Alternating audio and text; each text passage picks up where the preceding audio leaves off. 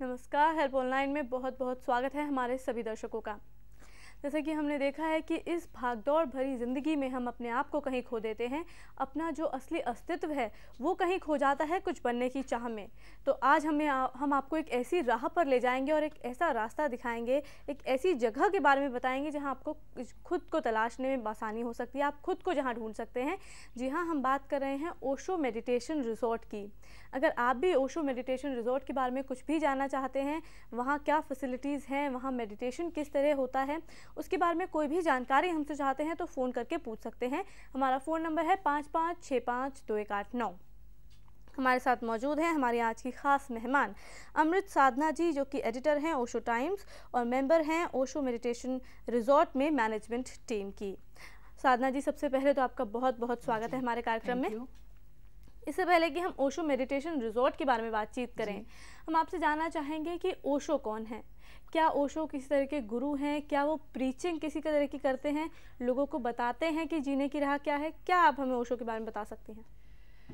बात यह है, ओशो एक रहस्य है मेरे देखे, और ओशो इस सदी के सबसे अधिक विवादास्पद व्यक्ति। और मज़े की बात ऐसे है कि जब ओशो ने अपना शरीर छोड़ा, उसके बाद उन्होंने ये बताया हम सब के लिए कि ओशो जो है, इस शब्द का अर्थ क्या है, वो है हीलिंग साउंड। मतलब ऐसी ध्वनि है जो आपकी सारी आधियों व्याधियों को ठीक करें। तो ओशो कोई व्यक्ति नहीं है, ओशो है एक चेतना, उस चेतना का नाम जो वो कहते हैं ना कभी पैदा हुई ना कभी मरी है, एक कॉन्शियसनेस है। इसलिए ओशो आज भी हमारे बीच है। ओशो है हमारा ही जो उच्चतम श्रेष्ठतम रूप है बुद्धत्व का, उसका नाम है ओशो जी। और अब अगर हम बात करें ओशो मेडिटेशन रिजॉर्ट की, और हम देखें अगर हम जाते हैं ओशो मेडिटेशन रिजॉर्ट में, तो हम क्या वहाँ पर उम्मीद कर सकते हैं कि हमें वहाँ रहने से क्या चीज़ें या क्या ज्ञान प्राप्त होगा? जैसा कि अभी आपने कहा कि ओशो मेडिटेशन रिजॉर्ट, इसका मतलब वहाँ ध्यान भी है और रिजॉर्ट की जो फैसिलिटीज़ हैं वो सारी भी वहाँ है। क्योंकि ओशो का जो मूल संदेश है, जो मूल देशना है, वो है जोरबाद बुद्धा। मतलब ध्यान भी हो और उत्सव भी हो, भौतिकता भी हो और आध्यात्मिकता हो, इन दोनों का समन्वय, इन दोनों का संगम जो है वो है ओशो मेडिटेशन रिजॉर्ट। इसलिए पहले तो वो बेबूझ सा लगता है, क्योंकि हमें आदत जो है आश्रमों की, या तो संसार छोड़ो या तो पूरी तरह संसार बन जाए, भीतर संन्यास हो और बाहर संसार हो। ये जो मेल है कि कैसे कीचड़ में कमल खिले, इसका पूरा जो एक माहौल उन्होंने बनाया है वो है ओशो मेडिटेशन रिजॉर्ट। और वो अंतर्राष्ट्रीय है। ये भी एक हमारे लिए थोड़ी सी समझने में कठिनाई है, क्योंकि 102 देशों के लोग आज भी वहाँ लोग आते हैं। हर देश का, हर भाषा का आदमी आपको वहाँ मिलेगा। और जैसे कि हम देखते हैं, आपने आश्रम की बात करी, आश्रम में हम देखते हैं कि एक पर्टिकुलर तब जो वहाँ जाता है, जैसे एक उम्र के बाद लोगों को लगता है कि चलिए अब आश्रम चलते हैं। लेकिन ओशो मेडिटेशन रिजॉर्ट में किस तरह के लोग आते हैं? क्या वहाँ पर भी ऐसे ही कोई एक पर्टिकुलर फिक्स्ड ग्रुप है जो ओशो मेडिटेशन रिजॉर्ट आता है? ओशो मेडिटेशन रिजॉर्ट की औसत उम्र जो है वो है 35, और अधिकतर, और जो लोग मान ली बुजुर्ग भी वहाँ आते हैं, वहाँ के जवान हो जाते हैं जी। आप पूछिए कैसे?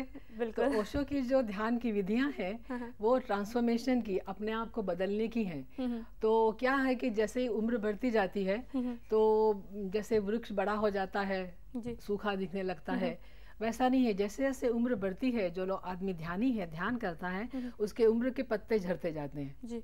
और उतना वो हरा, उतना वो जवान होने लगता है। तो ये अंदर की जवानी है, भीतर का यौवन है, जो ओशो के ध्यान विधियां करने से होता है।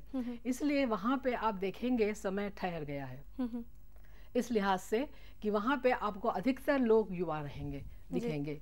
जो वृद्ध भी हैं, जो बुजुर्ग भी हैं, वो जैसे कहते हैं ना कि सिर पे बुढ़ापा है लेकिन दिल तो जवां है। तो जवां दिल, युवा चित्त के लोग वहाँ पे आपको अधिकतर दिखाई देंगे। और ऐसा ज़रा भी नहीं है, बल्कि मैं कहूँगी वो गलत है कि सिर्फ वृद्ध जो बूढ़े लोग हैं वही ध्यान में उतरें, क्योंकि ध्यान के लिए बहुत प्रचंड ऊर्जा की, शक्ति की ज़रूरत होती है। वो शक्ति इसलिए आपको अपने मन को बदलना है जी, आपको अपनी आदतों को बदलना है, आपके सारे संस्कार हैं उनको बदलना है। तो खुद को स्वयं से जो लड़ना और उसके जूझना है, उसके लिए बहुत शक्ति चाहिए। वो शक्ति सिर्फ यौवन में आपके पास होती है। तो ऐसा कोई यानी कि एक तबका या एक खास ग्रुप आपको वहाँ दिखाई देगा। जी, ये बताइए, अगर आपने जैसे कहा कि 35 वर्ष तक के उम्र के लोग वहाँ पर आते हैं, ये एवरेज आपने हमें बताई एज वहाँ पर जो एवरेज है, तो एक साधारण और प्रोफेशनल लाइफ जीते जीते क्या लोगों को ज़रूरत पड़ती है, क्यों लोग आते हैं, किस चीज़ की तलाश में आते हैं? खुद की तलाश में।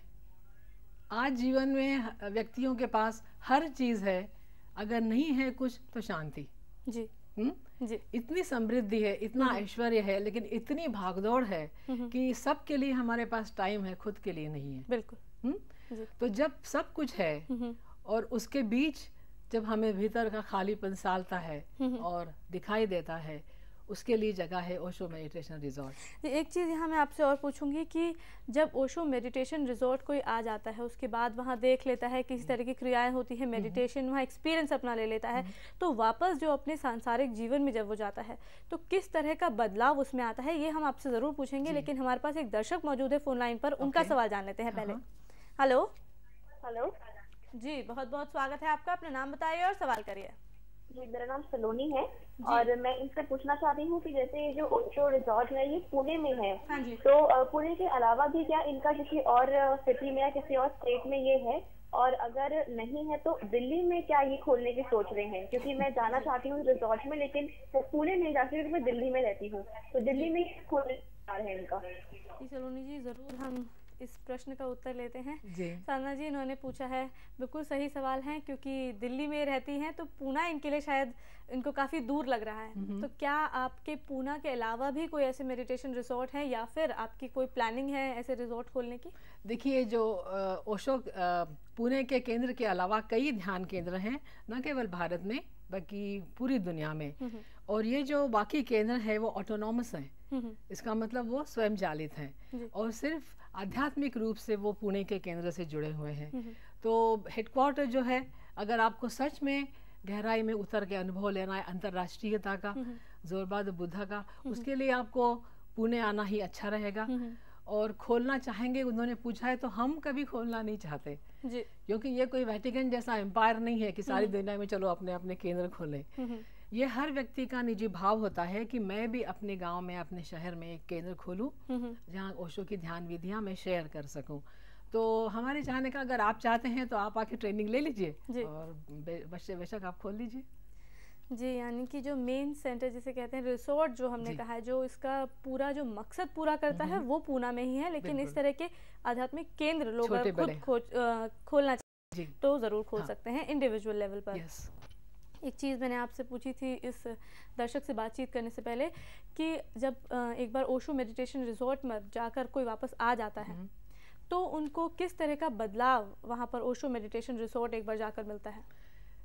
बदलाव इस तरह से कि ओशो की सारी ध्यान विधियां हैं ना, it's a take away package.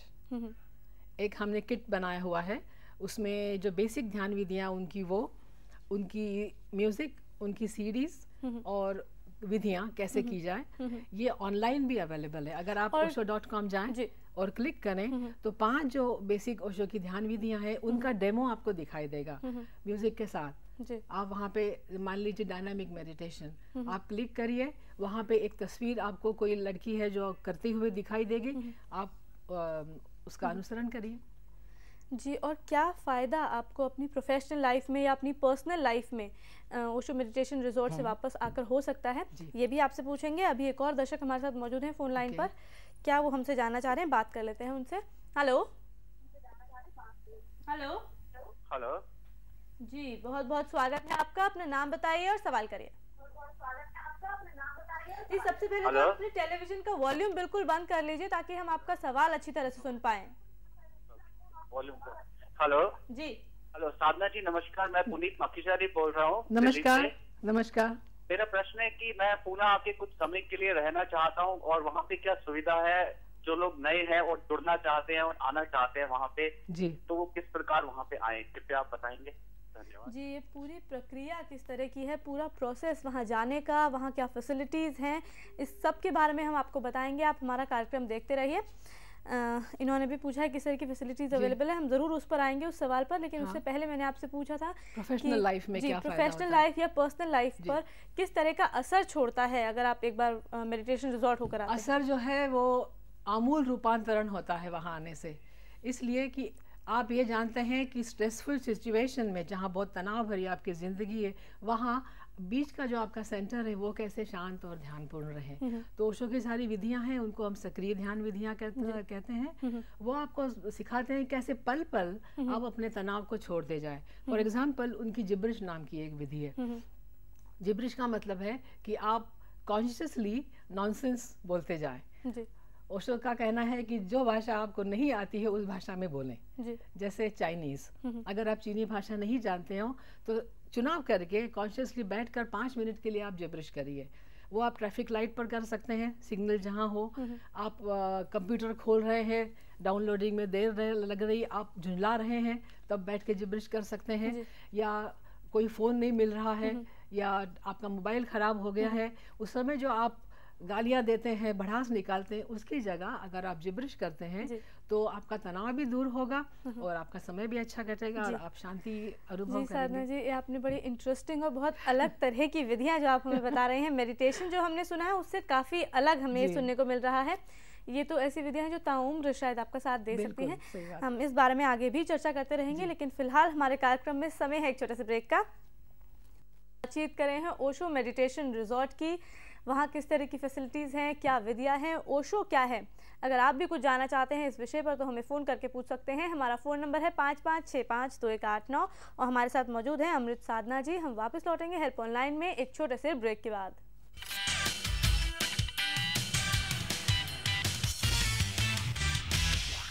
Eureka, मैंने एक नया फार्मूला खोज निकाला है। अगर हम राजमा, चने, चावल, दाल वगैरह सारी रात पानी में भिगो कर रखें तो हम 20% तक रसोई गैस बचा सकते हैं। ये फार्मूला तो बहुत पुराना है, हमारी दादी ने हमें बताया था।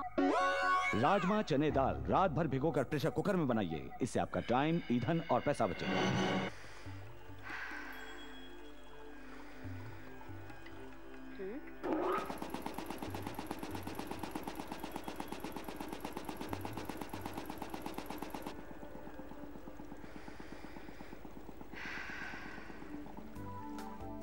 For a quiet and peaceful power solution, introducing Birla EcoGen, the silent genset.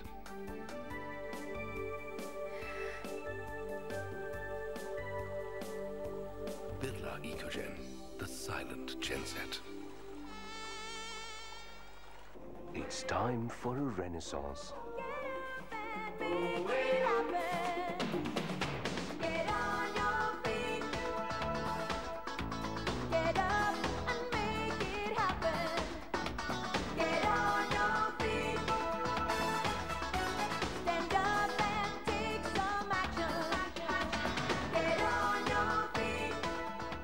Renaissance Goa Resort.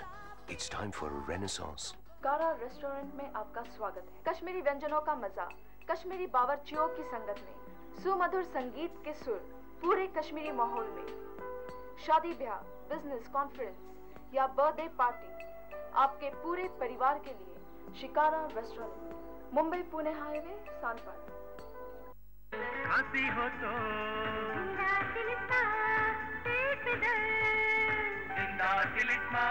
हर एक दौर में, हर मौसम में, हर एक दर्द की एक दवा है जिंदा तिलिस्मान। United College of Engineering and Research, United Institute of Management, Allahabad. The vision: high quality education producing competent professionals.